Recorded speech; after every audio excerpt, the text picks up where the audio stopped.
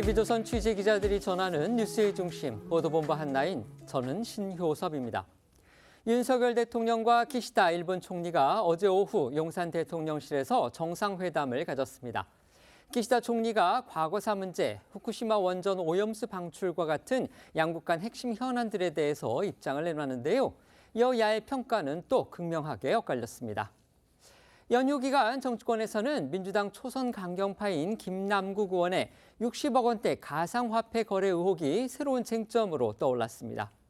김 의원은 모두 투명한 실명 거래였다며 의혹이 터진 게 한동훈 법무부 장관과 검찰의 작품이다 이렇게 주장했지만 검찰은 금융정보분석원의 이상거래 통보에 따라서 수사를 시작한 것으로 알려졌습니다. 12년 만에 서울에서 이루어진 한일 양자 정상회담 관련 소식들로 5월 8일 어버이날 보도본부 한나인 시작합니다.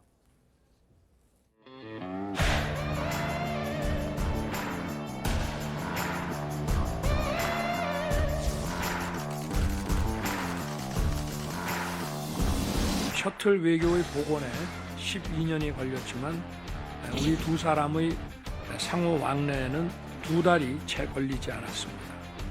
それから2ヶ月足らずの間にすでにさまざまな対話がダイナミックに動き出しています。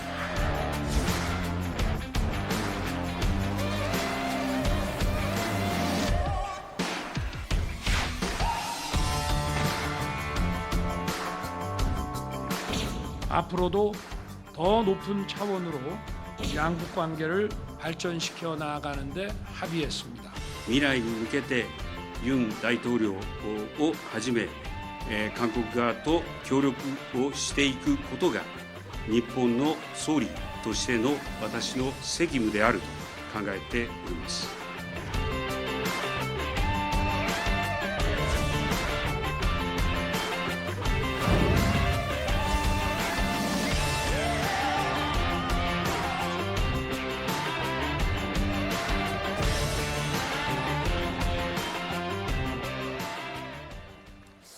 지난 연휴 기간 가장 관심을 끈 거 역시 한일 정상회담 소식이었습니다.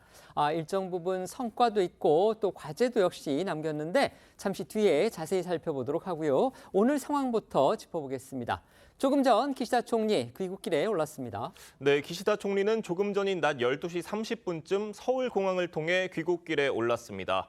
일본 교도통신은 기시다 총리가 첫 방한 일정을 마치고 귀국하기 직전 윤석열 대통령과 신뢰 관계를 한층 강화하고 힘을 합쳐 새로운 시대를 열고자 한다고 소회를 밝혔다고 전했습니다.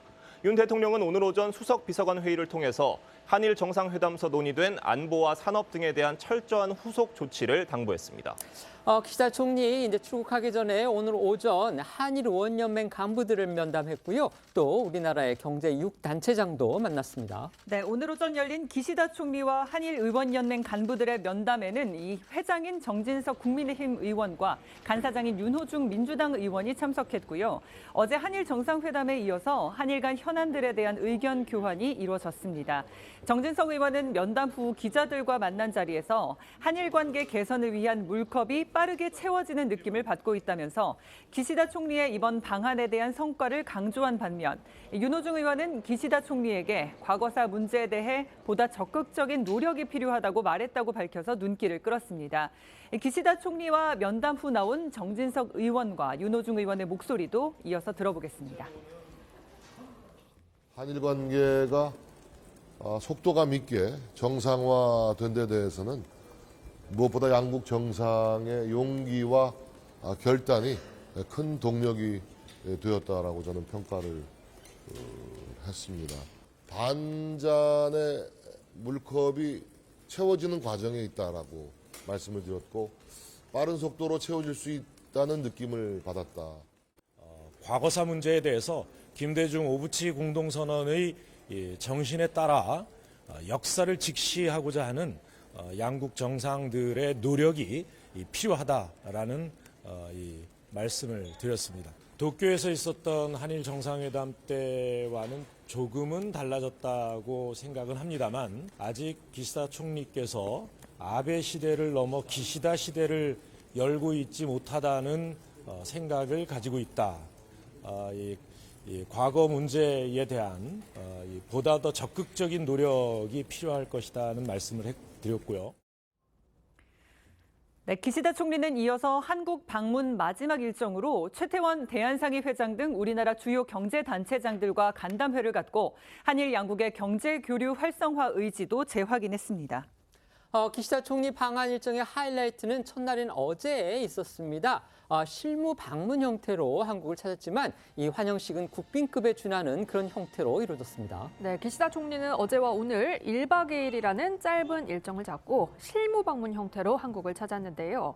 이 국빈 방문이나 공식 방문보다 캐주얼한 형식인 실무 방문의 경우 서울공항에서 환영식을 하는 경우도 있지만 윤 대통령은 대통령실 청사 앞 잔디마당에서 공식 환영식을 열고 기시다 총리를 예우했습니다. 어제 오후 기시다 총리가 탄 차량 행렬이 용산 대통령실에 도착을 하자 윤 대통령은 대통령실 현관 앞까지 나와 직접 맞이했고요.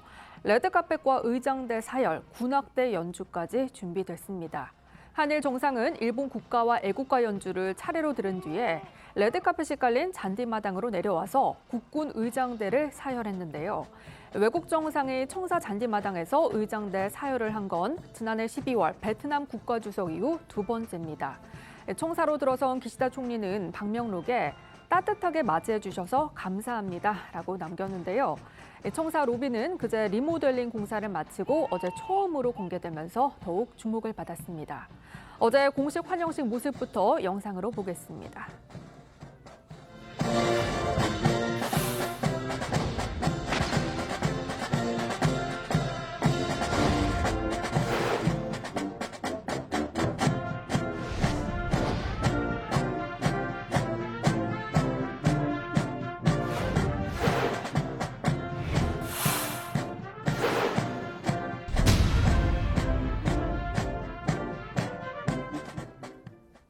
지난 3월 윤 대통령이 실무 방문 형식으로 방해를 했을 당시에도 일본 정부가 총리 관저에서 의장대 사열을 제공하는 등 관례보다 격식을 높여서 환대한 바 있어서 대통령실에서도 그에 맞춰서 격을 높인 것으로 보입니다.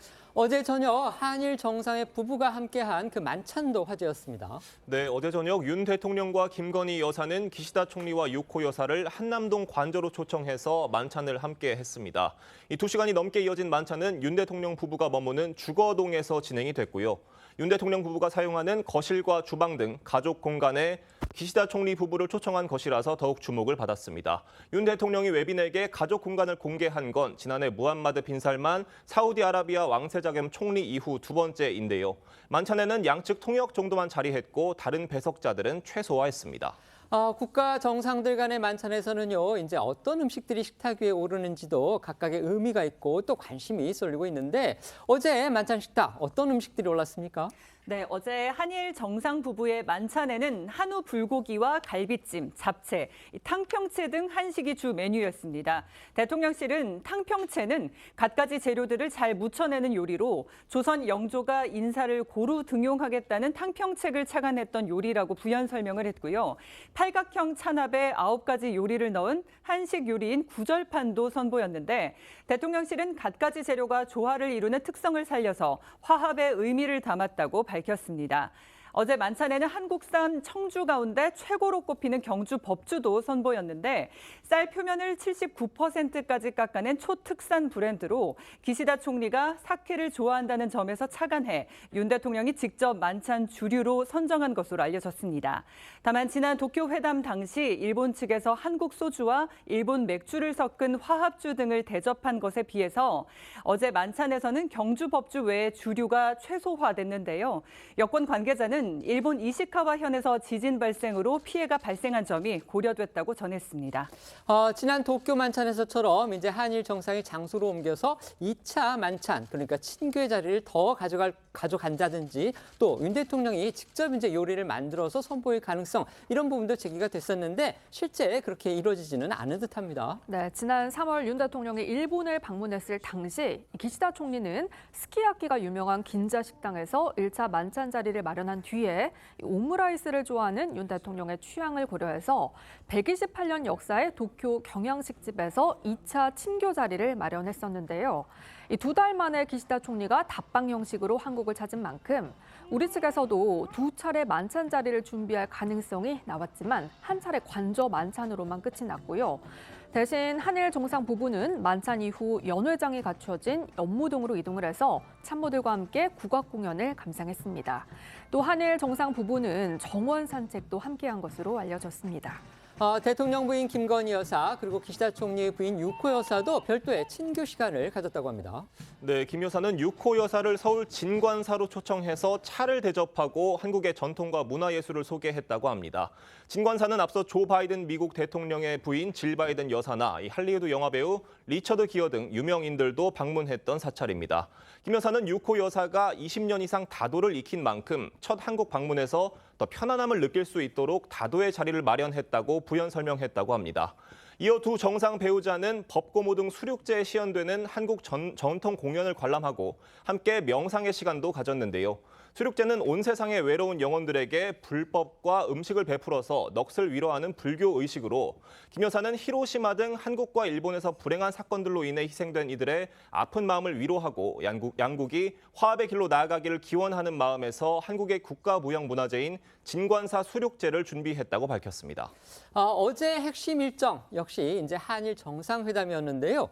윤 대통령과 기시다 총리 총 102분간 머리를 맞대고 안보 협력부터 과거사 문제, 또 후쿠시마 오염수 방류 문제까지 정말 민감한 현안들에 대해서 논의했습니다. 네, 윤 대통령과 기시다 총리는 어제 약 39분간의 소인수 회담과 63분간의 확대 회담을 통해서 한일 양국은 안보와 경제, 글로벌 현안 등에서 긴밀한 협력이 필요하다는 인식을 재확인했습니다. 이어서 두 정상은 공동 기자회견을 열었는데요. 두 정상이 발표한 회견문은 각각 1,800에서 1,900여 자에 달하는 분량으로 지난 3월 도쿄에서 열린 한일 정상회담 당시 회견문보다 크게 늘어난 수준이라 관심을 끌었습니다. 윤 대통령은 공동 기자회견 모두 발언을 통해서 한일 정상 간의 셔틀 외교가 본격화된 것을 뜻깊게 생각한다고 의미를 부여했습니다. 윤 대통령의 목소리부터 들어보겠습니다. 지난 3월 도쿄에서 저와 기시다 총리는 한일 정상 간의 셔틀 외교 재개에 합의하였습니다. 2달이 채 지나지 않은 오늘 기시다 총리는 일본 총리의 양자 방문으로는 12년 만에 한국을 방문하였습니다. 이번 방안을 통해 정상 간 셔틀 외교가 본격화된 것을 뜻깊게 생각합니다. 또 윤 대통령은 공동 기자회견에서 과거사 문제는 어느 일방의 상대에게 요구할 수 있는 문제는 아니라면서 한일 관계 발전을 위해 과거사 문제를 조속히 매듭짓고 미래지향적인 협력 방안을 모색하는 데 집중해야 한다라는 기존 입장도 재확인했습니다. 이 같은 윤 대통령의 과거사 문제에 대한 결단에 대해서 과연 기시다 총리가 얼마나 화답할지 이 부분 관심이 집중됐는데 기시다 총리 어떤 입장을 내놨습니까? 네, 기시다 총리는 지난 3월 도쿄 회담에 이어서 이번에도 김대중 오부치 선언 등 역사 인식과 관련한 역대 일본 내각의 입장을 계승하고 있다고 재확인하고 이런 입장은 앞으로도 흔들림이 없다고 강조했습니다. 그러면서 기시다 총리는 당시 혹독한 환경 속에서 일하게 된 수많은 분이 매우 힘들고 슬픈 경험을 한 것에 대해 가슴 아프게 생각한다. 이런 말도 덧붙였는데요. 일제 강제동원 피해자에 대한 우회적 입장 표명이다. 이런 해석이 나오고 있습니다. 기시다 총리는 이후 기자들과의 질의응답 시간에도 관련 질문이 나오자 자신의 마음을 솔직하게 말씀드린 거다. 이렇게 부연 설명했는데요. 기시다 총리 목소리도 들어보겠습니다. 私は1998年10月に発表された日韓共同宣言を含め、歴史認識に関する歴代内閣の立場を全体として引き継いでいると明確に申し上げました。この政府の立場は今後も揺るぎません。私自身、当時、厳しい環境の下で多数の方々が大変苦しい、そして悲しい思いをされたことに心が痛む思いです。先ほど申し上げた、当時、この厳しい環境で多数の方々が大変苦しい、そして悲しい思いをされたことに心が痛む、という言葉、これは、この言葉についてのご質問でありましたが、この言葉は、この当時、苦しい思いをされた方々に対して、私自身の思いを率直に語らせていただいた次第であります。 기시다 총리의 이 같은 발언을 두고서요, 이제 친일보한 발언이다 이런 평가도 있는 반면에 직접적인 사과 표현이 없었다, 이 점에서 아쉽다 이런 평가도 함께 나옵니다. 네, 윤 대통령은 기시다 총리의 가슴 아프다는 발언에 대해서 한국이 먼저 얘기를 꺼내거나 요구한 바 없는데 진정성 있는 입장을 보여줘서 감사하다고 반응한 것으로 전해지고 있고요. 대통령실 역시 기시다 총리의 발언은 사전에 조율되지 않은 깜짝 발언이었다면서 앞서 강제징용 피해자에 대한 제3자 변제를 골자로 하는 해법을 내놓은 윤 대통령의 결단에 대한 호응 조치로 평가하는 분위기입니다. 또 강제징용 피해자 유족 중 일부는 동아일보와의 통화에서 이 충분하다고 생각하진 않지만 셔틀 외교로 자꾸 만나다 보면 이 사죄 입장에도 진전이 있을 것이란 희망을 가져본다는 입장을 전했다고 합니다. 하지만 일각에서는 기시다 총리가 강제징용 피해자들을 명확히 언급하지 않았고 개인적인 의견임을 강조하는 등 말의 무게감을 낮췄다는 한계를 지적하고 있는데요. 한국의 선제적 관계 복원 조치에 호응하면서도 일본 국내 정치적 여건을 고려해서 부담을 낮춘 것으로 보인다는 분석입니다. 일본 현지 언론들의 반응 또 해석도 궁금합니다. 어떻습니까? 네, 일본 현지 언론들은 기시다 총리의 가슴 아프다는 발언에 대해서 윤 대통령의 관계 개선 의지에 호응한 것이라는 취지의 보도를 내놓고 있습니다. 아사히 신문은 한국 측에서는 여전히 명확한 사죄와 반성을 요구하는 목소리가 강하지만 총리가 자기 말로 뜻을 전한 건 평가할 만하다고 전했고요. 우익 성향이 강한 산케이 신문은 기시다 총리가 책임 소재 등 언급은 피하면서도 윤 대통령을 지원하기 위해 아슬아슬한 표현을 찾았다며 윤석열 대통령을 배려한 것이라고 분석하기도 했습니다. 이 가슴 아프다 이 같은 기시다 총리의 발언이 나오게 된 그 뒷이야기도 또 전해졌습니다. 네, 중앙일보 보도에 따르면 기시다 총리는 방한에 앞서 과거사와 관련한 실무진의 기술적 보고를 수차례 받은 뒤에 참모들에게 과거사는 내게 맡겨줬으면 좋겠다는 취지로 말했다고 하는데요. 관련해서 대통령실 핵심 관계자는 기시다 총리가 한국 국민에게 진심을 전할 방법을 홀로 고민하고 결단했던 것으로 보인다는 말도 전했다고 합니다.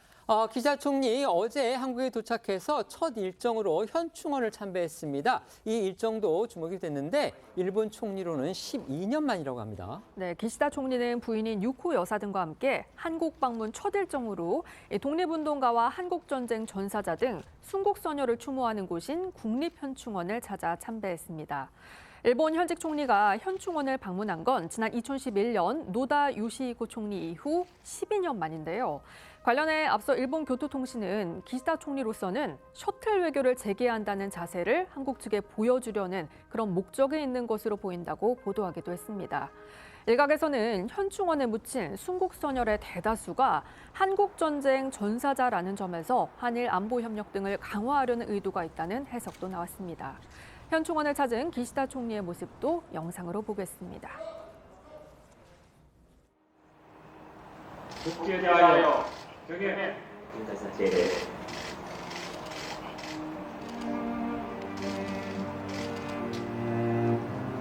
순국선열과 헌국경륜에 대하여 경애.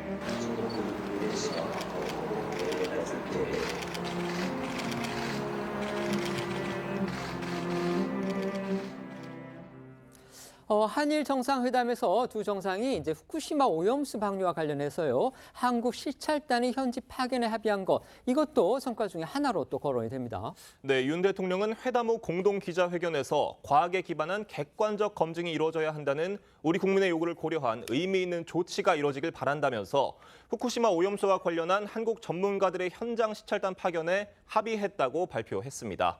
기시다 총리 역시 한국에서 우려의 목소리가 있다는 점을 잘 인식하고 있다면서 후쿠시마 원전 시찰을 수용하기로 했다고 밝혔는데요. 한일 정상 목소리부터 이어서 들어보겠습니다. 이번 회담에서 후쿠시마 오염수 관련 한국 전문가들의 현장 시찰단 파견에 합의하였습니다. 과학에 기반한 객관적 검증이 이루어져야 한다는 우리 국민의 요구를 고려한 의미 있는 조치가 이루어지기를 바랍니다.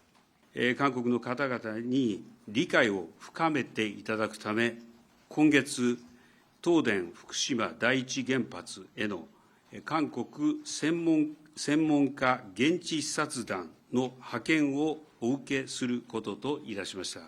日本の総理として自国民及び韓国国民の健康や海洋環境に悪影響を与えるような形での放出を認めることはないことを申し上げたいと思います。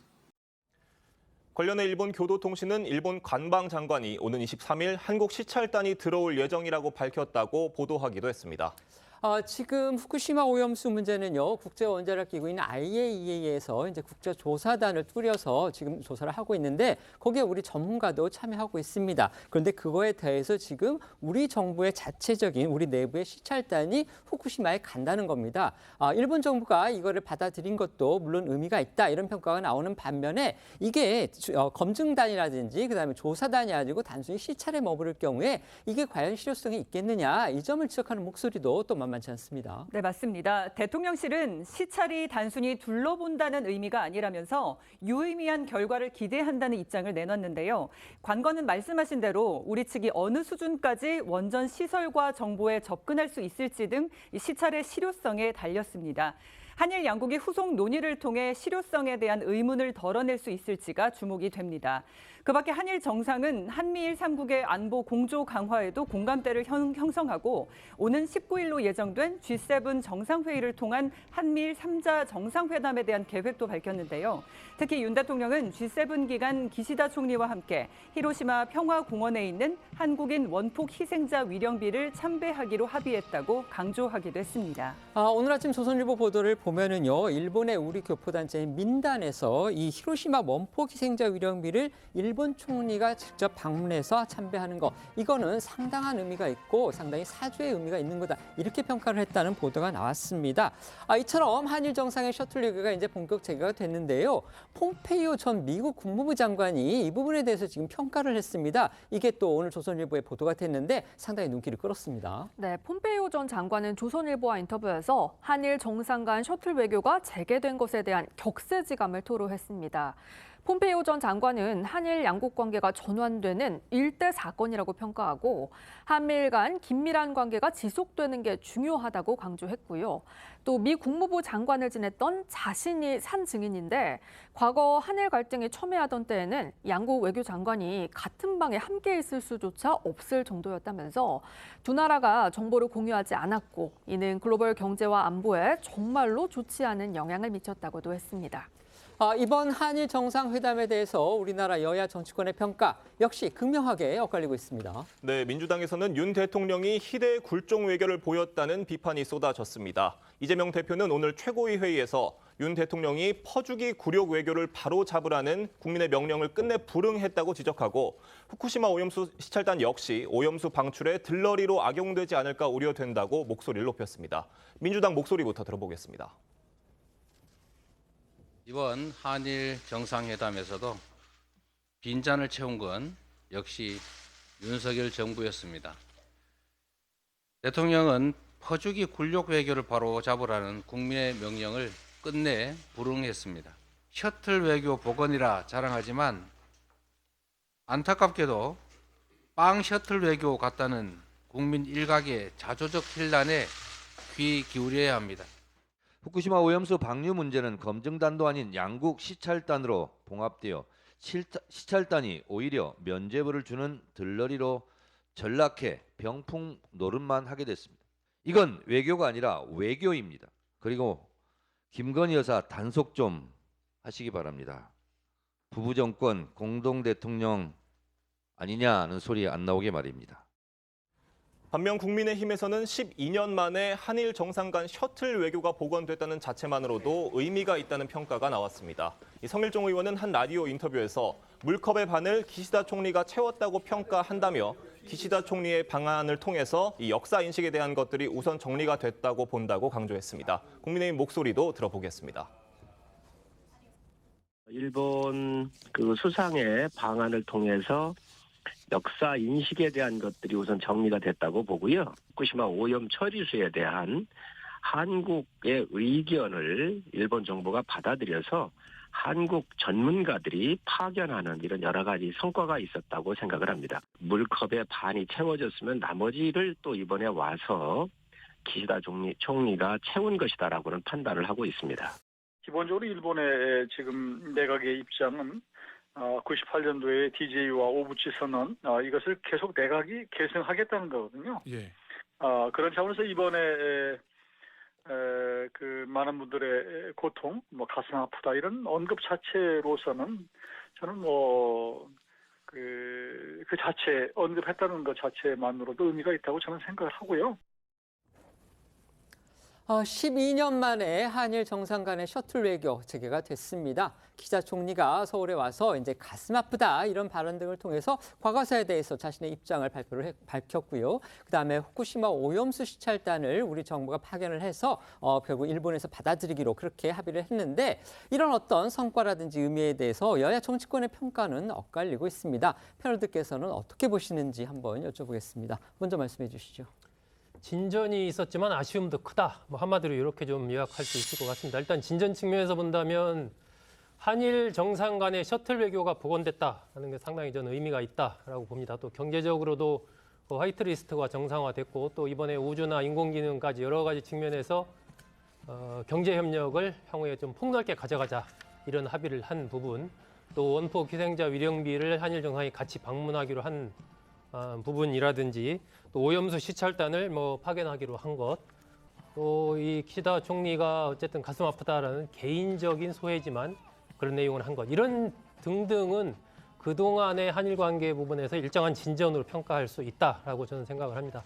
하지만 이제 아쉬움도 크다라는 부분은 사실 이번에 기시다 총리가 방한을 하면서 지난 3월에 윤 대통령의 방일 때 제기됐던 많은 비판들 이런 것을 상당 부분 좀 어느 정도 희석할 수 있지 않을까. 그에 걸맞은 기시다 총리의 어떤 과거사, 역사인식에 대한 좀 이 통큰 반성 이런 것이 좀 나와주지 않을까라는 기대를 가지고 있었는데 그런 것이 일본 총리로서가 아니라 개인적인 차원에서의 어떤 가슴 아픈 이런 토로하는 정도에 그쳤다라는 것에 대한 상당한 좀 아쉬움이 있고요. 이 시찰단 문제라든지 향후의 경제 협력 이런 부분들도 얼마나 이제 내실에 있는 성과를 거둘 수 있느냐 이런 것들도 좀 지켜봐야 되는 부분이기 때문에 전체적으로 본다면 이번 한일 정상의 부분은 이제 시작에 불과하다. 진전은 있었지만 아쉬움도 크고 그 아쉬움을 어떻게 채워갈 것이냐는 여전히 한일 간의 상당한 숙제로 남았고 그 부분에서 일본의 조금 더 전향적인 역사인식에 대한 그런 자세가 여전히 요구된다. 이렇게 좀 말씀드리고 싶습니다. 네, 말씀해 주십시오. 원래 7월로 예정돼 있던 소위 말하는 셔틀 외교가 이제 갑작스럽게 이제 당겨지면서 일정 기대가 있었던 것도 사실입니다. 그런데 본질적으로는 일본의 태도 변화를 전혀 볼 수 없었다는 점에서 아쉬웠습니다. 물론 말씀하신 대로 그 강제징용 문제에 대해서 일부 전향된 입장을 표했지만 철저히 개인적 입장으로 말씀을 하셨고요. 그리고 이제 그게 강제징용을 인정하는 취지의 어떤 발언으로 보기도 어렵습니다. 그렇다면 과거사에 대한 인식이 전혀 이제 바뀌지 않았다고 볼 수밖에 없습니다. 지금 그 1998년에 김대중 오부치 선언을 얘기하는데요. 거기가 이제 문서화된 최초의 어떤 한일 합의였습니다. 통절한 사죄와 마음으로부터의 사죄. 그 전제는 일제 식민 지배에 대한 손해와 고통을 준 것에 대한 것이었습니다. 지금 여기에서 얼마나 진전이 있느냐, 오히려 퇴보했다는 부분을 이번에는 좀 어느 정도 불식시켜주는 발언이 있기를 바랬는데 이제 그런 부분이 없었다는 점에서 일본의 태도 변화를 볼 수 없었고요. 그 오염수 방류 관련해서도 이미 일본은 지난달에 IAEA의 중간 보고서 그리고 6월에 최종 보고서 일정대로 가고 있고 6월에 방류 일정을 현실화하고 있습니다. 그 과정에서 급하게 23일로 사찰단이 간다고 해서 과연 국민들이 걱정하는 안전성 문제를 해소할 만큼 우리가 실질적으로 실효성 있게 조사할 수 있는 권한과 이런 걸 부여받을 수 있느냐. 저는 그 부분 역시 한계가 분명하다고 보여져서 남은 기간 실제 가능한 부분이 어느 정도인지 모르겠습니다만 적어도 오염수 방류에 관련돼서는 우리 국민의 우려를 분명하게 전달하는 것이 필요하다고 봅니다. 네. 끊이지 않는 의혹과 논란으로 시끄러운 민주당 상황 살펴보겠습니다. 이번에는요, 김남국 의원의 60억 코인혹이 지금 야당을 흔들고 있습니다. 네, 민주당 김남국 의원이 대선 직전인 지난해 1, 2월쯤 당시 시가로 60억 원대 가상화폐를 보유했던 의혹이 알려지면서 자금의 출처와 코인을 인출했던 시기 등을 두고 여러 논란이 번지고 있습니다. 먼저 김 의원이 보유했던 코인은요, 위믹스란 이름의 가상화폐입니다. 김 의원은 지난해 1, 2월 가상화폐 거래소를 통해서 약 80만여 개를 보유했었다고 합니다. 이는 당시 개당 가격이 최저 4,600원에서 최고 12,000원대 사이로 최고 60억 원어치에 달하는 금액인데요. 김 의원은 지난해 3월 25일 가상화폐 거래 실명제 시행을 앞둔 2월 말에서 3월 초 해당 가상화폐를 모두 인출한 것으로 전해졌습니다. 하지만 이러한 내용은 김 의원의 재산 변동 신고엔 담겨 있지 않습니다. 김 의원은 2020년 4월 총선 당선 이후에 3차례 재산 변동 신고를 했는데 지난 3월에는 건물 8억 2천만 원, 예금 4억 5천만 원과 이 정치자금, 채권까지 총 15억여 원을 신고했습니다. 현행 공직자윤리법상 이제 가상화폐는 그 신고 대상에 들어있지 않다고 합니다. 그래서 이거를 신고하지 않은 게 현행법상에 이제 문제가 되는 건 아니다. 지금 이게 김 의원 측 주장이고 또 실제로도 그건 맞는 것 같습니다. 네, 김 의원 역시 신고 대상이 아니어서 재산 신고에서 제외됐다는 입장이고요. 인출한 가상화폐도 현금화하지 않고 다른 곳으로 이체해서 투자를 이어갔다고 해명했습니다. 하지만 여당 등 일각에서는 거래자금 출처와 거래 시기 등을 두고 의혹이 제기되고 있습니다. 특히 60억 원어치에 달하는 가상화폐를 대량 보유했다가 가상화폐 거래 실명제가 시행되기 직전인 지난해 2, 3월경 모두 인출했다는 언론 보도 등에 대해서는 대선 자금과 관련이 있는 게 아니냐는 의혹까지 제기가 됐는데요. 지난 6일 윤희석 국민의힘 대변인의 목소리 잠시 들어보시죠. 공교롭게도 매도 시점은 지난 대선일과 가까웠습니다. 매도한 자금이 어디로 갔는지 확실히 검증돼야 하는 이유입니다. 실명제 직전에 코인을 매도해 보유 사실을 감추려고까지 했습니다. 억울하면 소명하십시오. 대선 자금 관련 여부에 대해서 김남국 의원이 이제 황당무계한 소설이다 그러면서 당시 ATM, 그러니까 현금 자동 인출기에서 출금한 그 내역을 공개했습니다. 네, 김 의원은 어제 자신의 SNS를 통해서 일부에서 가상화폐 거래 실명제 시행 전 가상자산을 대거 인출해 현금화했고 이것이 마치 대선 자금으로 사용된 것처럼 터무니없는 말을 지어내고 있다며 정말 황당무계한 소설을 아무 근거 없이 쏟아내고 있다고 말을 했습니다. 그러면서 대통령 선거일 전후인 2022년 1월에서 3월 ATM 출금 내역도 공개를 했는데요. 김 의원은 당시 3개월 동안 인출한 현금이 총 440만 원이었다며 대선을 440만 원 가지고 치렀다는 말이냐고 반문했습니다. 또 2021년 전체 현금 인출한 총액과 2022년도 현금 인출한 총액을 비교해봐도 264만 원으로 크게 차이가 없었다고 해명했습니다. 그렇다면 이제 처음에 코인을 샀을 때의 자금 출처 이 부분에 대해서 지금 의문이 제기되고 있는데 김 의원 이 부분에 대해서는 어떻게 해명하고 있습니까? 네, 주식을 판 대금으로 코인에 투자했다는 게 김 의원의 해명입니다. 2021년 공개된 김 의원의 재산 변동 내역에는요. 2020년 12월 말 기준 전 재산 11억 8천만 원 가운데 주식이 9억 4,002만 원입니다. 그러니까 재산의 약 80%가 주식이고 이때 보유한 주식은 LG디스플레이 주식 5만여 주였는데요. 2022년 재산 공개 내역서에는 이 LG디스플레이 주식을 모두 판 것으로 나옵니다. 김 의원의 해명이 맞다면 정황상 이 주식을 팔아서 가상화폐에 투자한 것으로 보이는데요. 언론 보도 등에 따르면 만약 주가가 10,000원대 초반이었던 2020년 5, 6월에 사서 27,000원까지 올랐던 2021년 4월에 팔았다면 최대 15억 원 가까이 벌었을 수 있다는 추정도 나오고 있습니다. 과거 주식과 코인 투자를 언급했던 김 의원의 목소리 들어보겠습니다. 2017년에 아마 처음 비트코인을 접했어요. 그래서 그때 처음에 이더리움에 투자를 했었고요. 폭락을 거의 한 70% 하더라고요. 코인으로 돈 번 게 아니구나. 이제 그 당시에는 망했었죠. 그 당시에는 코인으로 망했었고요. 지금. 전세 자금이 나왔던 게 있었는데 그 전세 자금을 이제 주식에다 투자를 해가지고 이제 주식으로 좀 벌었었죠. 이런 가운데 오늘 여당에선 국회의원의 보유 코인을 전수조사해서 공개해야 한다는 주장도 나왔습니다. 한 라디오에 출연한 국민의힘 하태경 의원이 이번 기회에 국회의원 보유 코인을 전원 공개해야 한다면서 여야 합의를 하고 공개 안 한 사람은 징계하자 이렇게 제안을 한 건데요. 그러면서 김 의원을 향해서도 돈이 어디서 났는지, 지금 얼마가 있는지를 공개해야 한다고 지적했습니다. 또한 이러한 주장은 야당 내에서도 나왔는데요. 하의원의 이야기 들어보시고 현근택 민주연구원 부원장의 목소리도 들어보시죠. 국회의원들은 뭐 법이 없다고 해도 사실 투명하게 살아야 되는 사람이고 그래서 저는 이번 기회에 국회의원 보유 코인을 전원 공개해야 된다. 그러면 김남국 의원도 지금 자꾸 딴소리만 하잖아요. 이 돈 어디서 샀냐, 지금 얼마 있냐, 현금은 얼마를 바꿨냐, 이런 거 다 그냥 투명하게 공개하면 되는데 공개 안 하고 자꾸 이상한 이야기만 하잖아요. 이 재산이 뭐 이게 뭐 5, 6억이 아니라 5, 60억 정도 되는 거기 때문에 과연 어디서 했느냐는 얘기를 나올 수 있는데, 근데 김남국 의원 저도 뭐 친분이 있고 이렇게 다녀보면, 그러니까 예전부터도 이제 주식은 하셨던 분이에요, 이분이. 주식 금액을 우리처럼 뭐 적은 금액이 아니라 몇 억씩 하시는 분들이에요. 근데 제가 봐더라도 이 출처 어디서 나왔느냐 밝힐 필요 있는 것 같고. 김남국 의원을 향해서 제기되는 문제점 중에 또 하나는요. 이제 김 의원이 이 코인을 보유한 상태에서 코인과 같은 가상자산에 대한 세금 부과를 미루는 법안을 공동 발의했다. 바로 이겁니다. 네, 그렇습니다. 김 의원은 재작년 7월 가상자산에 대한 과세 시점을 유예하는 법안을 공동 발의하고 과세가 유예된 동안 보유하고 있던 코인 60억 원어치를 매각한 것으로 알려졌습니다. 이를 두고 이해 충돌 논란이 이어지고 있는 건데요. 법이 개정되지 않았다면 250만 원 이상 투자 소득의 22%를 세금으로 내야 했던 김 의원이 자신의 이득을 챙기기 위해 공적 권한을 이용한 것 아니냐는 지적이 나오고 있습니다.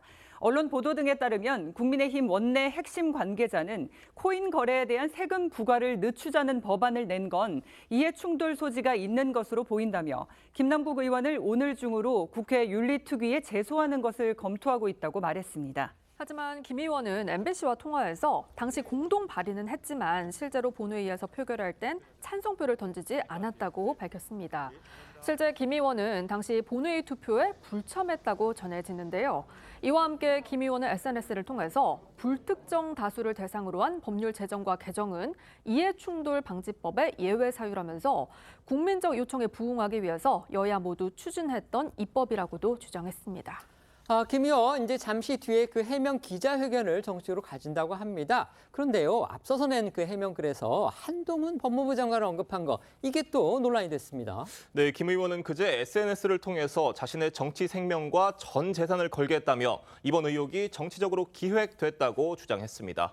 그러면서 개인의 민감한 금융 정보와 수사 정보를 언론에 흘린 건 한동훈 검찰의 작품이라고 생각한다고 적었는데요. 그러자 국민의힘에선 김 의원이 한동훈 장관을 소환하며 검찰 작품이라는 이 망상에 가까운 선동에까지 나서고 있다면서 이재명 퀴즈답게 의혹을 대처하는 방식마저 검찰 개혁을 주장하는 이 대표를 따라하고 있다는 비판이 나왔습니다. 한동훈 장관은 법무부 대변인을 통해서 구체적 사안은 알지 못하나 김남국 의원 본인 설명만을 전제로 하더라도 누구도 김 의원에게 코인 이슈에 관여하는 고위 공직자로서 이 거액의 코인을 사라 한 적도 금융당국에 적발되라고 한 적도 없다면서 아무런 사실과 논리, 근거 없이 이 국가기관을 폄훼하는 건 유감스럽게 생각한다는 입장을 밝혔습니다. 김 의원은 이처럼 반발하고 있지만요. 검찰은 이미 김 의원 관련 의혹을 수사 중이라고 합니다. 그에 앞서서 금융정보분석원이 김 의원의 코인 거래를 이제 이상 거래라고 판단했다. 이런 보도가 나왔습니다. 네, 김 의원의 코인 의혹에 대한 검찰의 수사는 작년 말부터 이어진 것으로 전해지고 있습니다. 김 의원이 코인을 팔거나 다른 거래소로 이체하자 해당 코인 거래소는 이를 대량 거래로 판단을 하고 금융정보분석원, 즉 FIU에 통보를 했고 FIU는 이상 거래 징후가 있다고 보고 검찰에 알린 겁니다. 수사 담당 부서는 서울 남부지검 형사 6부로 손혜원 전 의원 부동산 투기 의혹과 라임 펀드를 수사했던 것으로 알려지는데요. 검찰은 앞서 자금 출처를 파악하기 위해서 계좌 추적 영장을 청구했다가 기각됐지만 재청구를 검토 중이고 김 의원의 재산 공개 내역 중에도 석연치 않은 부분이 있다고 보고 김 의원의 재산 형성 과정 전반을 들여다보고 있는 것으로 전해집니다. 이와 관련해서 오늘 여야의 목소리를 조금 더 들어보겠습니다.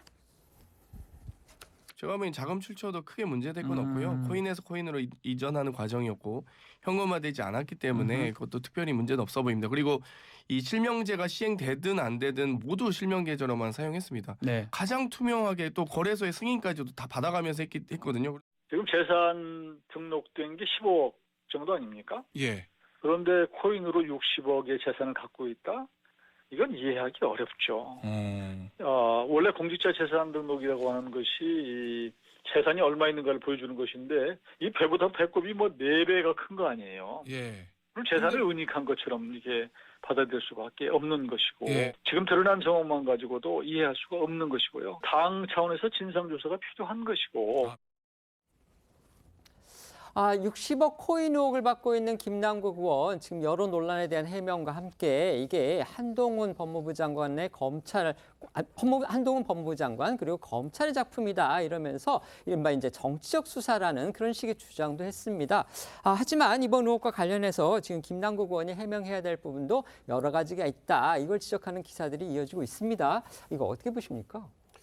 그래서 일단 갑작스럽게 이 부분이 이제 보도된 경우에 대해서 본인이 많이 억울해하는 것 같습니다. 그리고 소명하는 바에 의하더라도 그 자금의 출처라든가 거래 과정에서의 어떤 위법성 같은 건 현재는 확인되지 않습니다. 아마 더 구체적인 부분에 대한 소명은 아마 오늘 오후에 하는 것으로 예정이 돼 있는데요. 지금 일부 언론 또 국민의힘에서 비판하는 내용과 같이 위법한 부분 어떤 거래가 있는 것으로 보이지는 않습니다. 다만 이제 뭐 60억이 현실화된 금액처럼 얘기는 하지만 현금화된 금액은 아니니까 60억 자산을 은닉했다거나 재산 신고 의무를 위반했다는 것은 뭐 사실은 아닌 것으로 보이는데요. 이런 코인 거래 자체에 대해서 아무래도 작년에 이제 가격 폭락으로 손해를 본 분들이 많기 때문에 윤리적으로 국회의원이 이제 그런 거래를 한 것이 문제가 아니냐라는 윤리적 비판의 가능성은 있습니다. 이제 그렇다고 하더라도 지금처럼 이런 사실관계를 접근하는 것은 좀 너무 과도하다는 생각은 들고요. 오늘 해명을 통해서 어쨌든 법적인 문제나 도덕적으로 국민들이 좀 화가 나는 부분 이런 부분에 대해서 명쾌하게 좀 밝혀주셨으면 좋겠습니다. 네, 말씀해 주십시오. 일단 두 부분인데요. 첫 번째 이제 사실관계 부분입니다. 결국 이제 이번에 보도 경위 자체는 뭐 여러 가지 경위가 있을 수가 있는 것이고 거래소 쪽에서 나왔을 수도 있는 것이고 그것은 사실상 그걸 특정해서 한동훈 검찰의 작품이다라고 정치적으로 하는 것은 정말 근거가 없는 정치적인 공세인 것이고요. 이번 관련해서는 일단 자금 출처가 중요하겠죠. 중요하고 자금을 그렇다면 코인을 거래하는 그 거래 내역에서의 투명성이 얼마나 확보가 됐느냐 하는 부분과 그리고 나서 거래 자금이 어디로 갔느냐. 김남국 의원의 지금 해명대로 찾은 건 한 440만 원 정도, 나머지는 다른 코인을 샀다라고 했는데 이제 그런 것을 얼마나 정확하게 또 설득력 있게 해명을 하느냐 이런 것이 상당히 중요할 것 같습니다. 그리고 이해충돌 부분도 좀 따져봐야 될 내용이 좀 있는 것으로 보이고요. 이런 부분과 함께 또 하나의 부분은 이게 이제 일종의 태도에 대한 그런 것이죠. 그리고 국회의원 신분이 되기 전에 뭐 투자하고 이런 것과 국회의원이 된 이후는 저는 좀 다르다라고 생각을 합니다. 그리고 이해충돌도 꼭 해당뿐만이 아니라 굉장히 국회의원이 수많은 정보를 다루기 때문에 연결될 수 있는 그런 측면도 있기 때문에 국회의원이 된 이후에 왜 이런 투자를 했을까 저는 그게 참 이해가 안 되는데 이런 어떤 그 김남국 의원의 그 태도에 대한 이런 것은 사실관계와는 또 다른 측면에서 좀 비판받을 지점이다 이렇게 좀 생각합니다. 네. 김남국 의원의 코인 관련 의혹은요, 오늘 민주당 최고위원회에서도 논의가 됐다고 합니다. 당에서도 이제 김 의원의 소명을 듣고 있는 중이다, 이렇게 알려졌고, 그래서 이제 오늘 오후에 김 의원의 기자회견도 결정이 된 것 같은데, 지금 민주당 내 분위기 어떤 것으로 알려져 있습니까? 돈봉투 사건을 계기로 쇄신을 외치던 민주당은요, 김 의원의 코인 의혹에 당혹감을 감추지 못하는 분위기입니다.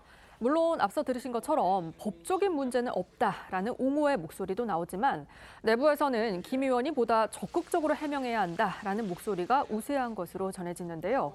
머니투데이에 따르면 민주당의 한 의원은 김 의원이 막대한 이익을 본 것처럼 여론이 흘러가고 있는데 국민 정서, 특히 가상화폐 등에 투자를 했다가 손해를 본 20, 30대에는 아주 좋지 않다라고 말한 것으로 전해지고요. 민주당 이상민 의원은 진상 파악이 우선이라면서도 상당히 곤혹스럽다고 말했습니다. 이 의원의 이야기 듣고 오겠습니다. 상당히 곤혹스럽습니다. 60억이라고 하면은 굉장히 큰 금액인 규모인데 그 정도 코인을 보유하고 있으면서 그리고 저는 코인을 저는 전혀 안 하기 때문에 오늘 아차 싶었는데 왜 공직자 재산 등록에 그게 빠져 있을까? 본인은 뭐 어쨌든 법에 위반되지 않았다 뭐 이렇게 항변을 하니까 좀 어쨌든 진상을 좀 파악을 좀 빨리 해야 그 뭐 가타부타 얘기를 할 수 있을 것 같습니다. 여당에선 김 의원이 그간 가난한 청년 정치인 이미지를 내세워서 온 점에 대해서도 이 비판이 이어지고 있습니다. 편의점 아이스크림도 안 사 먹고 돈이 없어서 호텔 대신 모텔 생활을 한다. 이런 발언을 하며 정치 후원금을 호소했던 김 의원이 거액의 코인 보유자였다는 사실은 이 팍팍한 국민들에게 상대적 박탈감을 느끼게 한다는 건데요. 여당이 지적하고 있는 과거 김 의원의 발언들 잠시 들어보시죠. 검소함의 상징이시잖아요. 항상 뭐 이렇게 뭐 이렇게 절대 화려한 거 이런 거 비싸 보이는 거 절대 없어. 그냥 다 항상 다 보면은 아닙니다. 저희 죄송해요. 토탈 얼마예요 이거 지금? 제가 봤을 때 5만 원 안 되죠? 이건 국회에서 5만 준 원, 거고요. 3만 원도 안 될 것 같은데? 이것은 국회에서 준 거. 신발은 37,000원. 잠깐만, 근데 신발은 엄지발가락 부분이 구멍이 났어요. 그거 좀 잡아주면 좋겠네. 메쉬 소재라서 그렇습니다.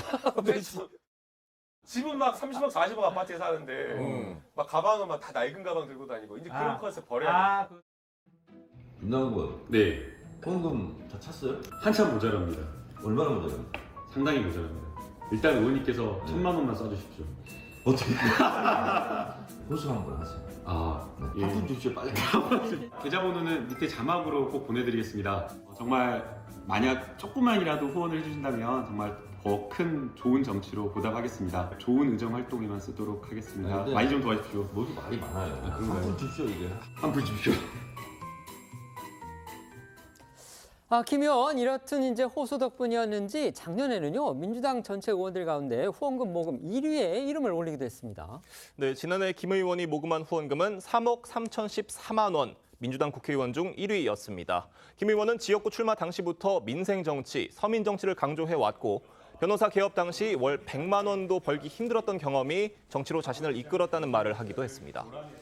김 의원의 의혹이 알려진 뒤 민주당 당원들 사이에서도 반응이 나뉘는 것으로 전해집니다. 투자하는 게 뭐가 문제냐, 성공한 투자다라는 반응도 있지만요. 진영 논리를 넘어서 창피스럽다, 국회의원으로서 바람직해 보이지 않는다는 비판적 반응도 적지 않다는 건데 이러한 논란에 오늘 민주당에서는 김 의원이 실제로도 검소했다는 옹호론과 함께 검소한 이미지가 아니었다는 문제와 위법성이 있느냐의 문제는 별개라는 반응이 나왔습니다. 들어보겠습니다. 김남국 의원이 정말 뭐 트어진 뭐 운동하신 거 다니고 실제로 그럽니다. 그리고 저랑도 같이 국회 3,600원짜리 뭐 이 3,800원으로 이제 올랐죠. 그 구내식당에서 같이 밥도 먹고 자주 그러거든요. 빈털털인 줄 알았는데 그런 걸 할 만큼 여유가 있었어? 라는 문제와 그러니까 정치인에 대한 어떤 이미지의 문제와 위법성이 있느냐의 문제는 별개이기 때문에 위법성이 있었는가 없었는가 하는 것은 그 자체로 우선 짚어봐야 될 문제라고 봅니다. 김희석 의원의 저 말처럼요. 이제 그간 김남국 의원이 이제 검소한 청년 정치인의 이미지를 내세웠던 거 이게 이제 뭐 위법성의 문제라고 볼 수는 없겠습니다. 하지만 도덕성 문제라든지 아니면 또 정치적으로는 또 논란의 소지가 있어 보인다 이런 지적도 만만치가 않습니다. 어떻게 생각하십니까?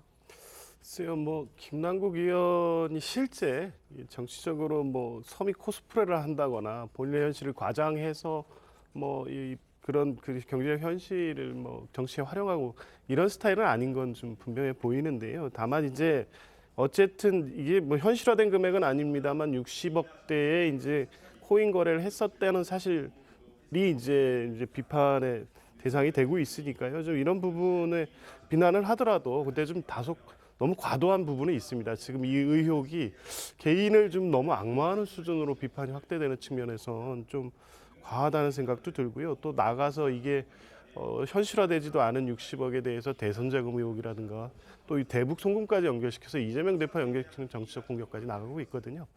뭐 사실관계에 대해서 또 국회의원으로서 해온 어떤 정치 활동에 대해서는 비판을 할 수 있습니다만 적어도 너무 과도하게 사실이 아닌 거에 기반해서 인격을 모독하는 수준까지는 좀 안 갔으면 좋겠습니다. 아까 우리 소극장에서 지적을 해주셨기 때문에 한번 여쭤보겠는데요. 그러니까 지금 김남국 의원 아까 유튜브 방송에서도 그렇게 얘기를 했습니다. 2021년부터 자기는 이더리움 비트코인 했다고 했고요. 그다음에 2022년에 지금 이 문제가 되고 있는 그 가상화폐 또 거래한 것으로 그렇게 돼 있습니다. 국회의원이 되고 난 이후에 그런 어떤 투자를 했다는 겁니다. 물론 이게 좋게 봐서는 이제 투자지만 또 어떤 면에서 보면 가상화폐 투자라는 게 굉장히 이제 투기성이 강하다 이런 또 지적도 나오지 않습니까? 국회의원의 그 같은 투자, 투기 어떻게 생각하십니까? 그러니까 이게 이제 가상화폐 관련 경우에 관련 법이 지금 미비하기 때문에 통제할 장치가 없어서 이런 문제가 되고 있는 겁니다. 실제 이해충돌방지법 위반에 해당되지는 않는다고 하더라도 적어도 국민 정서상은 국회의원이 본인에게 유리한 입법을 하는 것으로 비춰진 것은 맞거든요. 그런 측면에서 보면 적어도 도덕성이나 윤리성 면에서는 이제 그런 부분은 자제하는 게 맞았다라고 볼 수 있고요. 뭐 이준석 전 대표도 사실은 뭐 지난 그 전당대회 출마할 때 그 가상화폐 투자를 통해서 받은 이익으로 전당대회를 치를 수 있다 이런 얘기 하신 적도 있는데 정치인들이 과연 가능하면 이렇게 투기성, 투자성 또 막대한 이익만큼 막대한 손해를 발생시켜서 다중에 어떤 피해를 발생시키는 이런 거래는 자제하는 것이 맞을 것 같습니다. 네, 말씀해 주십시오. 뭐 일단 자세의 문제가 아닌가 좀 싶습니다. 이 법을 위반했느냐의 문제와는 별개로 제기되는 그런 거고요. 결국 이제 돈과 권력을 다 갖기는 어렵다라는 것이 그동안에 우리 정치사가 보여준 뭐 그런 사안들이 많이 있지 않습니까? 정주영 전 회장도 출마했다가 떨어졌고 또 이른바 권력을 바탕으로 권력 비즈니스를 하다가 감옥에 간 뭐 전직 대통령들 포함해서 여러 정치인들이 많이 있습니다. 둘 중에 하나는 확실하게 포기를 해야 되는 그런 거고요. 더군다나 국회의원이 되면은 저는 다른 뭐 국회의원 되기 전에 여러 가지 활동을 했다 하더라도 국회의원이 되면은 일정하게 딱 정리를 좀 하면서 국민의 늘 검증과 국민의 대표를 하는 그런 위치에 있다는 걸 늘 명심하고 좀 행동을 해야 되지 않나. 그래서 지금 코인뿐만이 아니라 뭐 NFT든 뭐든 간에 어쨌든 전체적으로 국회의원의 재산상 이득이 될 수 있는 모든 것을 공개하는 이런 법을 좀 국회의원들이 빨리 좀 만들 필요가 있다라고 봅니다. 민주당 지금 이재명 대표의 사법 리스크에 더해서 전당대회 돈봉투 의혹 수사까지 한창인 그런 상황입니다. 그런데 김남국 의원의 가상화폐 논란이 더해져서 말 그대로 악재가 지금 엎친 데 덮친 격이 됐습니다. 네, 민주당 인사들이 잇따라 수사 선상에 오르면서 이 사법 리스크라는 말은 더는 이재명 대표만을 겨눈 수식어로 보기 어렵게 된 모양새입니다. 앞서 설명드린 것처럼 이 대표의 최측근 의원 그룹 7인의 멤버인 김남국 의원의 이 가상화폐 의혹이 불거짐에 따라서 이 대표의 주변 인물들도 사법 리스크 한복판에 놓인 상황인데요. 여기에 민주당 내 또 다른 사법 리스크로 2021년 전당대회 당시 이 돈봉투 의혹에 대해 여전히 검찰 수사가 진행 중이어서 당내 위기감은 갈수록 커지고 있는 모습입니다. 돈봉투 의혹 수사와 관련해서는요, 이르면 이번 주에 민주당 의원들에 대한 줄소환이 있을 수도 있다. 이런 소식이 또 전해졌습니다. 네, 법조계 등에 따르면 검찰은 돈봉투 살포에 가담한 혐의를 받은 윤관석, 이성만 의원 측과 출석 일자를 조율 중인 것으로 알려졌습니다. 윤관석, 이성만 의원은 2021년 전당대회 당시 송영길 후보의 당선을 위해 국회의원과 지역 본부장에게 각각 6천만 원과 900만 원을 전달한 혐의를 받는데요. 이에 따라 검찰은 이르면 이번 주 이들을 불러서 돈봉투 조성 및 전달 경위, 구체적 관여 여부 등을 조사할 것으로 보입니다. 관련해 공개된 녹취 파일 내용을 다시 들어보시죠. 관석이 형이 꼭 돈을 달라고 하면 뭐 한 2천만 원 주고 저녁 먹을 때쯤 전화 올 거예요. 그러면 10개 주세요. 딱. 누구한테? 윤한테? 예. 어디세요 지금? 제가 뭐 저기 잠깐 뵈야 돼서. 나는 지금 여기 앞에 에서 의원들하고 약속이 있어서 나가는 중인데. 앞에서 앞에서 잠깐 봬요. 똑같이? 그렇지. 어제 그만큼? 그래서 내가 여기 5명이 빠졌더라고. 오늘 안 나와갖고. 그래서 오늘 빨리 그래야지 내가 여기 회관 돌아다니면서 만나서 처리하거든. 그래. 지난번에 얘기했던 거는 일단 저기 하고 다 얘기를 했어. 그냥 내가 받아서 내가 좀 줄 거야. 아니 그렇게 하지 마. 왜? 오빠가 받아서 한다는데? 나한테 줘. 내가 그냥 송이 있을 때 바로 같이 얘기했는데. 우리 또 팀에 와서 또 오빠 또 수금 전달하고 하느라고. 아니 뭐 그거 아는 사람이 그런 거나 서포트나 해야지. 돈 봉투를 건넸다는 의심을 받고 있는 두 의원이 조사를 받고 나면요, 이제 돈 봉투를 받은 혐의가 있는 의원들의 소환 이어질 게 확실시 되는데요. 하지만 이제 검찰의 당면한 과제 중에 하나는요, 구속영장이 기각됐던 강내구 한국감사협회장의 신병 확보일 겁니다. 광 회장에 대해서는 지난 4일에 구속영장이 다시 청구가 됐는데 잠시 뒤인 2시부터 지금 영장 심사가 열릴 예정입니다. 네, 돈 봉투 사건의 핵심 당사자 중 한 명인 강내구 한국감사협회장이 다시 구속 갈림길에 섰습니다. 지난달 21일 첫 구속영장이 법원에서 기각된 지 17일 만인데요.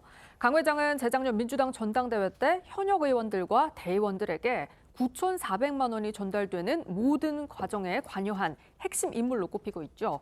검찰은 강 회장이 이 가운데 현역 의원들에게 줄 6천만 원을 비롯해서 모두 8천만 원을 끌어오는 등 범행을 주도했다고 보고 있습니다.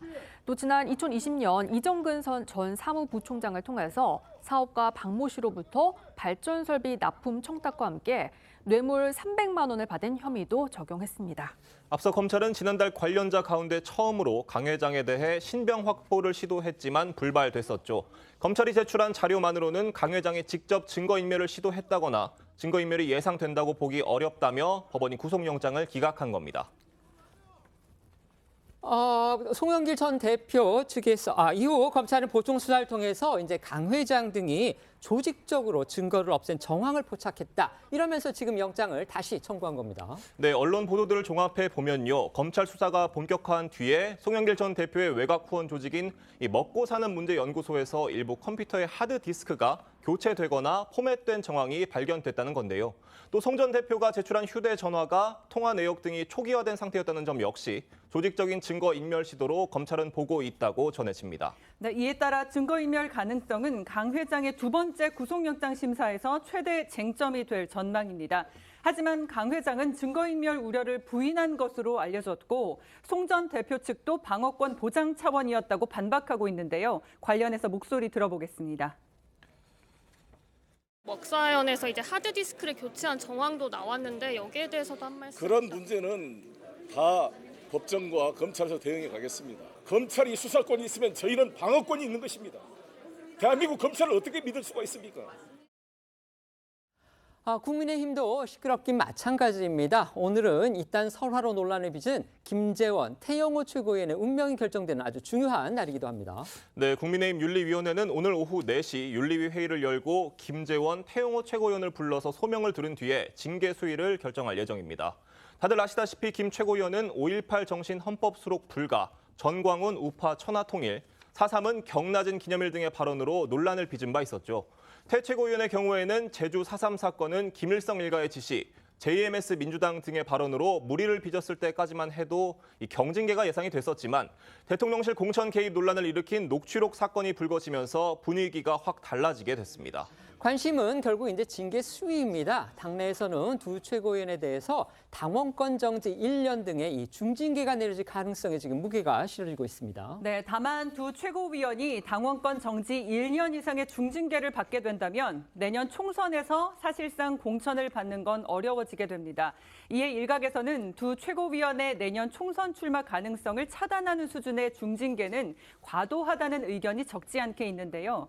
하지만 한 지도부 관계자는 지금 우리가 찬밥 더운 밥 가릴 때가 아니다라며 가능한 한 빨리 두 최고위원 문제를 정리하지 못하면 계속 발목을 잡힐 수밖에 없어 두 명 다 당원권 정지 1년 이상의 징계가 신속하게 나와야 한다고 말했다고 전해집니다. 이와 관련해 하태경 의원과 윤상현 의원의 목소리를 각각 들어보겠습니다. 통화를 해보니까 예. 이준석 이야기는 공천 언급한 적도 없고 한일관계 언급한 적도 없다. 자기는 굉장히 황당하다는. 태영 의원이 설명한 게 해명한 게 있잖아요. 네. 자기 지역의 보좌진들이 공천 문제 너무 걱정을 해서 자기가 뭐 과장을 했다고 했는데 없는 이야기를 사실상 지어낸 게 밖으로 유출이 됐기 때문에 좀 중징계가 불가피한 거 아니냐. 지금 분위기는요, 뭐 중징계다 이런 분위기가 계속 나오더라고요. 근데 중징계라고 하면 뭐해도 이제 당권 정지 1년 이상을 얘기하는 것 같아요. 그러면은 내년 총선에 못 나가는 이런 건데 저는 그게 가장 가슴 아픈 대목입니다. 동지구 동반자인데 야 이렇게까지 중징계해야 되냐. 적어도 총선 자체에 출마의 기회는 줘야 되지 않겠냐. 오늘 국민의힘 윤리위원회가요, 김재원, 태영호 최고위원의 징계 수위를 결정을 합니다. 두 사람 최고위원을 맡고 있기 때문에 만약 예상대로 당원권 정지 이상의 중징계가 내려지면 지금의 지도 체제 자체가 영향을 받을 수도 있어서 지금 결과가 주목되고 있습니다. 어떻게 예상하십니까? 지금 상황에서 국민의힘이 당원권 정지 이상의 중징계를 하지 않을 수 없을 겁니다. 아마 그렇게 갈 수밖에 없을 것 같고요. 당원권 정지 그것을 이제 1년으로 가느냐 아니면 낮춰서 몇 개월로 가느냐 그리고 김재원 최고위원과 태영호 최고위원을 같은 수준으로 징계를 하느냐 아니면 한 사람은 좀 더 강하게 하고 한 사람은 조금 더 차이를 두느냐 이런 정도만 좀 차이가 있지 기본적으로 중징계는 불가피하다 이렇게 생각합니다. 네, 말씀해 주십시오. 저도 중징계 쪽으로 가는 것 같긴 한데요. 이제 저는 그 이후에 이제 상황 또한 여러 가지 고민이 있을 것 같습니다. 결국에 만약 내년 총선 출마가 불가할 정도의 징계를 받는다고 하면 결국 그 가처분이라든가 효력정지 가처분이라든가 소송으로 다툴 가능성이 높고요. 그렇게 되면 특히 태영 의원 같은 경우에는 이진복 수석과의 통화 내용에 대해서 다른 사실관계를 진술할 가능성도 있어서 그건 어디까지는 이제 추측입니다. 그렇습니다. 예. 네. 징계로서 과연 이 분쟁이 마무리될 수 있느냐에 대한 고민도 있어 보입니다. 네. 지금부터는 오늘 하루 놓치면 안 될 핫한 뉴스를 모아 전해드리는 어쩌다 이런 일이 코너로 이어가겠습니다.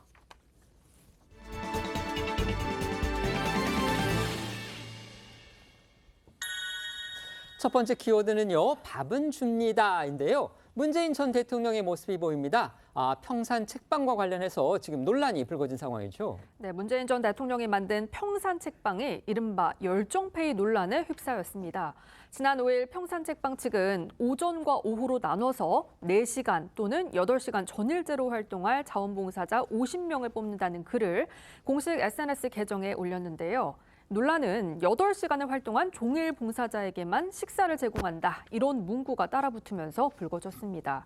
또 활동 혜택으로 평상 책방 굿즈와 점심 식사 및 간식 제공이라고 명시하면서도 교통비 같은 실비 지급에 대한 부분은 공지하지 않아서 논란을 더했습니다. 네, 이런 공고 내용이 알려지자 네티즌들 사이에서는 오전 10시부터 오후 2시까지 일하는 오전반은 혼자 밥 먹으러 가라는 거냐. 아무리 자원봉사자라고 해도 밥은 줘야 하지 않냐. 평산책방이 공익활동을 하는 단체도 아니고 책을 파는 서점인데 제대로 된 노동의 대가를 지불하지 않고 자원봉사자를 쓰는 건 열정페이다. 이런 비판이 이어졌습니다. 여권에서는 대통령 재임 시절 최저임금 1만 원을 내걸면서 최저임금 인상을 주도한 문 전 대통령이 정작 자신의 책방 운영을 위해서 자원봉사자 모집 공고를 발표한 것이 아이러니하다는 반응이 나왔는데요. 국민의힘 김민수 대변인은 말만 자원봉사자 모집일 뿐 실제로는 사라져야 할 열정페이를 강요하는 것이라며 무리하게 최저임금을 인상한 문 전 대통령이 무임금을 버젓이 꺼낸 건 내로남불 DNA가 발현된 것이라고 비판했습니다. 실제로 문재인 전 대통령은요, 과거 직접 이 열정페이를 비판한 적도 있다고 합니다. 네, 그렇습니다. 문 전 대통령은 2015년 새정치민주연합 대표 시절 한 커피숍에서 1일 아르바이트 체험을 하면서 열정페이는 노동력 착취라고 비판한 바 있는데요. 문 전 대통령의 과거 발언 들어보시죠. 공간 만들어주세요. 적시는 작업입니다. 청년들의 노동에 대해서 합당한 보수와 대우가 필요합니다. 열정페이라는 이런 이름으로 청년 노동력을 착취하는 그런 일이 있어서는 안 되겠습니다. 문 전 대통령의 과거 발언과 더불어서 민주당 이재명 대표가 열정페이를 없애겠다고 했던 과거 발언도 재조명되고 있습니다. 이 대표는 지난 2017년 SNS에 열정페이 사례를 제보받으면서 대한민국에서 더 이상 헌신이라는 이름으로 재능을 착취당하는 젊은이가 있으면 안 된다고 생각한다고 강조한 바 있는데요. 있습니다. 주말 사이에 논란이 이렇게 확산이 되니까요. 평산책방 측에서 자원봉사자 모집 철회하겠다. 또 이렇게 밝혔다고 하죠. 네, 평산책방 측은 오늘 오전 SNS 계정을 통해서 자원봉사자 모집을 일단 철회하겠다고 밝혔는데요. 그러면서 자원봉사자 모집은 마을 안내와 마을 가꾸기, 책 읽어주기 등 앞으로 재단이 하고자 하는 공익사업을 위한 것이었는데 과욕이 된 것 같다고 해명을 했고요. 혼란을 드려 죄송하다고 사과했습니다.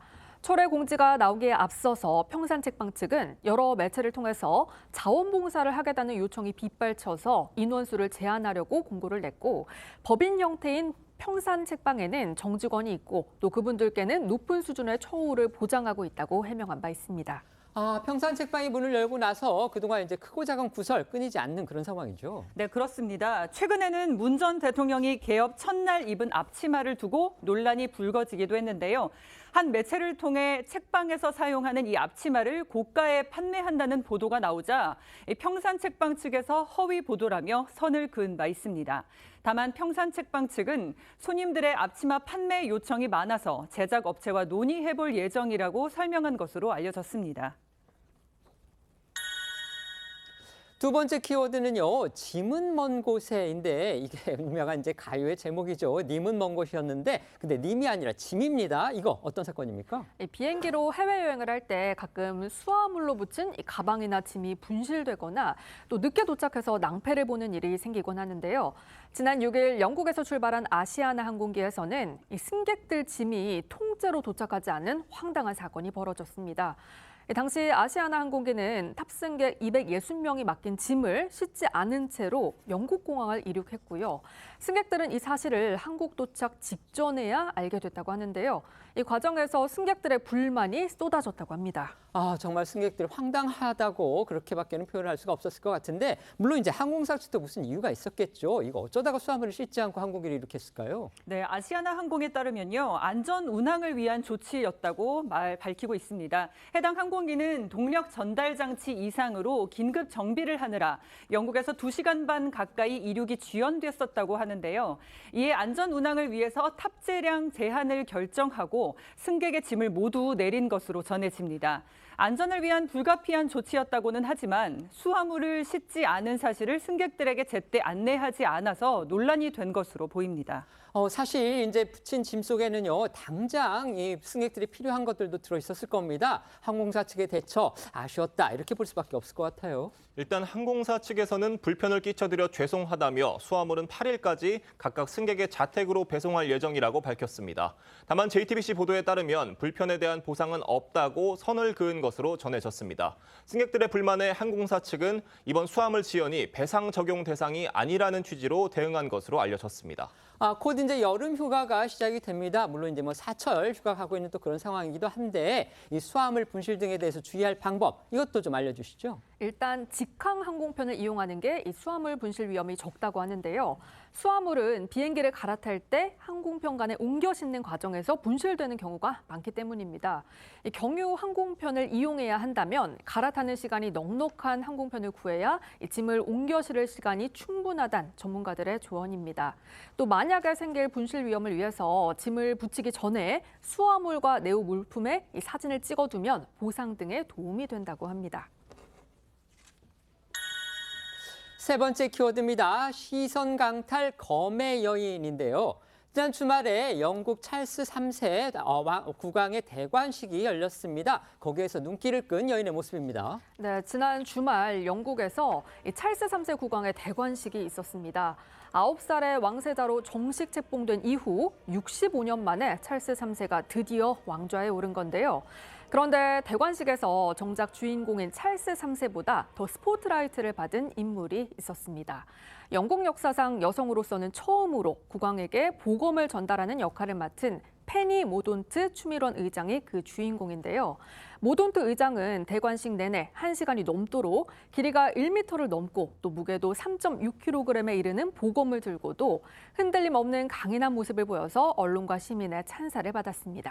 네, 영국 내에서는 모돈트 의장의 팔과 어깨 힘에 경외심을 느낀다. 모돈트 의장을 올림픽에 출전시키자 이런 반응들도 나오고 있다고 하는데요. 영국 최초 여성 국방부 장관을 역임한 모돈트 의장은 해군에 몸담았던 경험이 이번 대관식을 준비할 때 큰 도움이 됐다고 밝혔고 또 이번 대관식을 위해서 팔굽혀펴기로 체력을 단련하고 무게가 똑같은 복제품으로 연습했다고 전했습니다. 이번 대관식 70년 만에 이제 영국에서 치러진 건데요. 그만큼 아주 볼거리도 다양했습니다. 네, 대관식에는요. 영국 왕실의 전통과 역사를 자랑하는 보물들이 총동원됐는데요. 시민들의 눈을 사로잡는 것 중 하나는 황금마차였습니다. 찰스 3세 할아버지 조지 3세 국왕 재위 기간인 1762년 제작된 황금마차는요. 무게가 4톤에 달해서 말 8필이 끌어도 걷는 속도로만 움직일 수 있다고 하는데요. 찰스 3세 국왕 부부는 황금마차를 타고 버킹엄궁에서 출발하는 왕의 행렬로 이 대관식의 포문을 열었습니다. 대관식 모습 보고 오겠습니다.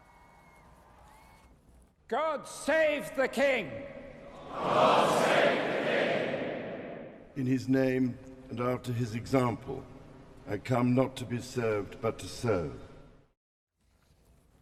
영국 국왕 대관식에서는 이 핵심 요소가 있다는데 바로 그게 운명의 돌이라는 겁니다. 이것이 이송되는 그 과정도 또 관심을 끌었습니다. 네, 그렇습니다. 무게가 150kg에 이르는 운명의 돌은 27년 만에 스코틀랜드 에든버러를 떠나서 런던으로 이송이 됐습니다. 원래 운명의 돌은 스코틀랜드 왕권을 상징하며 성스러운 물품이었지만 1296년 에드워드 1세가 전리품으로 뺏어온 뒤에 1399년부터 영국 대관식에 사용되어 왔습니다. 운명의 돌은 이번 대관식을 위해서 출발 직전에 엄숙한 의식을 치른 뒤에 경찰의 철저한 보안 속에서 런던으로 이송된 것으로 전해졌습니다. 저희는 1분 뒤에 다시 돌아오겠습니다. 오늘 준비한 소식은 여기까지입니다. 저희는 내일 오후 1시에 더 핫한 소식으로 찾아뵙겠습니다. 시청해 주셔서 고맙습니다.